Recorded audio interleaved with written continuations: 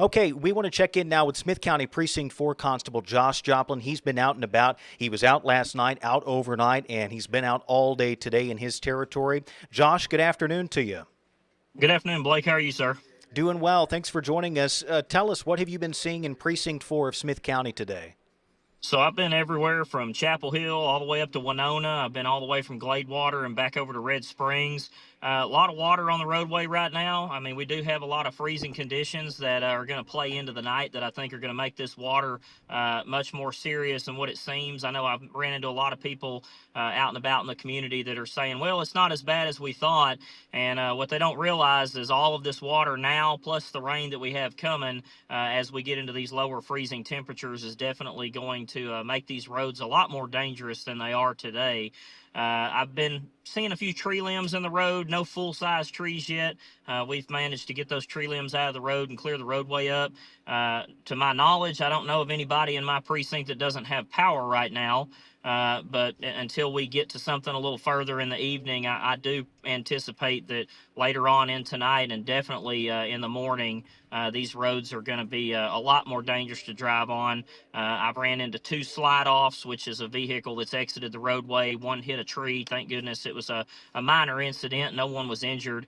But I do feel like, as we move forward into this forecast for this storm, we're definitely going to be tasked with a lot more than what we're seeing today. And in terms of those people running off the road, were those on rural roads or a highway? Where did those happen?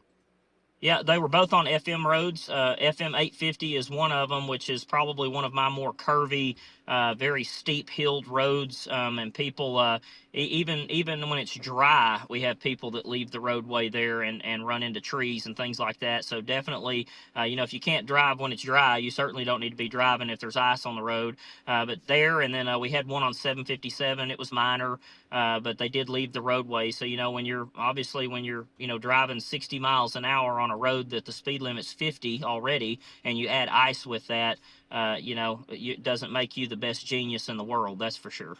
And in terms of responding in weather like this, I know you sent me pictures earlier of your ice shoes or your ice boots. How do you guys have to prepare, you and your deputies? How do you prepare to respond to those calls for help that don't stop? The calls for help don't just pause because there's ice on the ground. How do you gear up to respond to these situations?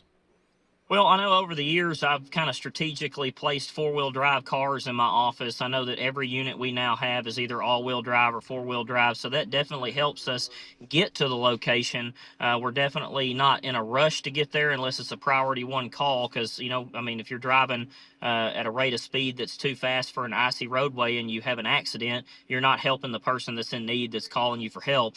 But we do that. We got the cars. I try to buy enough jackets and things like that to keep the guys warm and the deputies warm while they're on patrol. But I know that for me, having chainsaws in the patrol cars where we're able to access roadways and get through trees if we need to. But the main priority is just driving slow and trying to be able to make it to where we need to get if we're not in a super huge rush. But I know that definitely for the roadways around here, when you're out in the rural part of Smith County, we have a lot of trees that cover the roadways out here.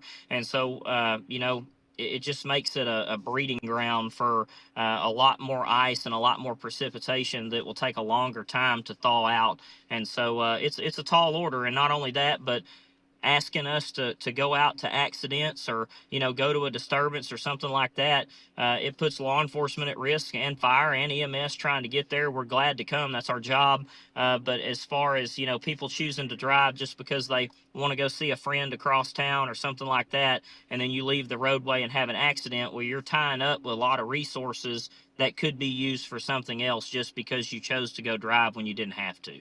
Yeah, best to stay off the road. It's the advice we hear from you. We've heard it from TxDOT.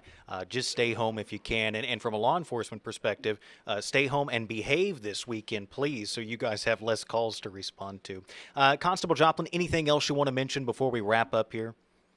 I just want to make sure that everybody understands. I'm actually at County Road 31 and I-20 right now, and there are trucks moving up and down the road. But just like the last storms that we had in 21, I do anticipate that if we get the ice that I think we're going to get, I-20 could potentially come what I refer to as a parking lot because you're not going to have anything moving. But these FM roads and areas, like I say, that have a lot of coverage from tree lines and things like that, and our main highways, especially 31 and 64 and 14 in my precinct, I would strongly encourage people not to try it in the morning because I have a real good feeling that it's going to be an ice skating rink out here.